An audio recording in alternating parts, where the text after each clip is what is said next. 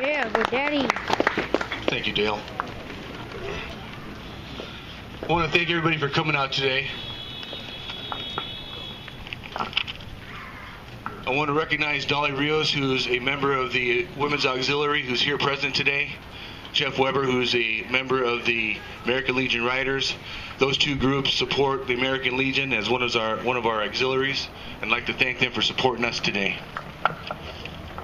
A little quick story about being a veteran.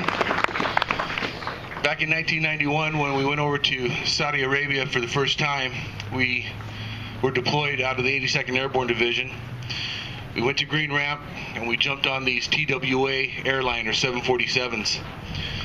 And it was kind of funny the first time we boarded the plane because all the TWA emblems were whited out. And I said, wow, that's kind of weird.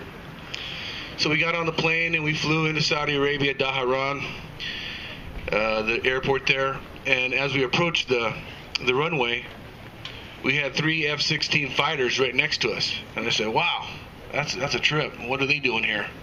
So right then and there, as a young man, I realized that we were kind of going into a hostile area, an area unknown. So then we landed on the tarmac, and it was about 5, 6 o'clock in the evening, and the cabin pressure was nice and cool, and it was like, wow, okay, this is all right. But as soon as they opened up those cabin doors, all that warm air went in, and we were like sardines. It was, God, how hot can this be? Well, we went to bed, woke up in the morning, 110 degrees, and that was our start of our fight there for the next several months. I was born and raised here in Brentwood. My family's been here in Brentwood since 1868. I love Brentwood. Brentwood's my home. Everyone in Brentwood is my buddy. Today we also honor more than the 1 million American men and women who have given their lives and their service to their country since it was founded. Our debt to these heroes can never be repaid, but our gratitude and respect must last forever. For many veterans, our nation was important enough to endure the long separation from their families, where they missed their births of their children, freeze in sub-zero temperatures, bake in the wild jungles, lose limbs, and often lose their lives. Not enough is said about the spouses of veterans. Military spouses have had to endure career interruptions, frequent changes of address, and disproportionate share of parental responsibilities. Dad's gone, mom picks up both hats.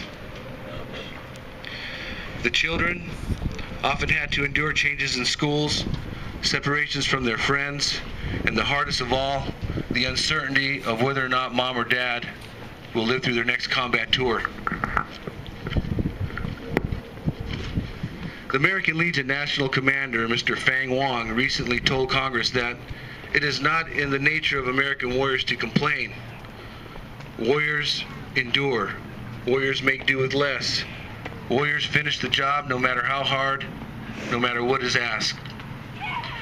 Warriors need advocate, and that's why the American Legion exists.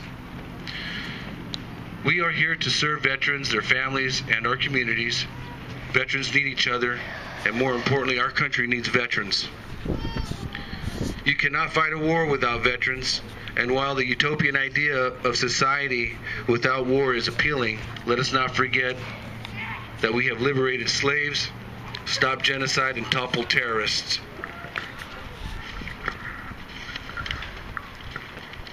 Fewer than 10% of Americans can claim the title of veteran, and because of veterans, we share this day.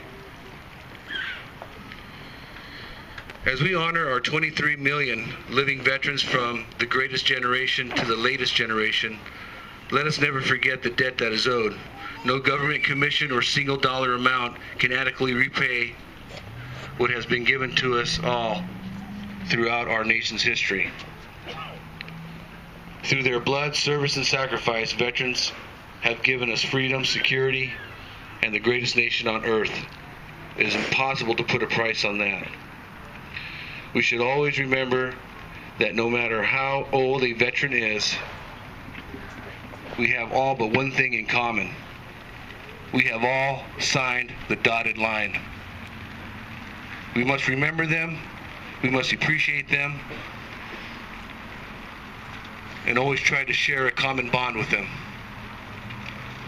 And in closing,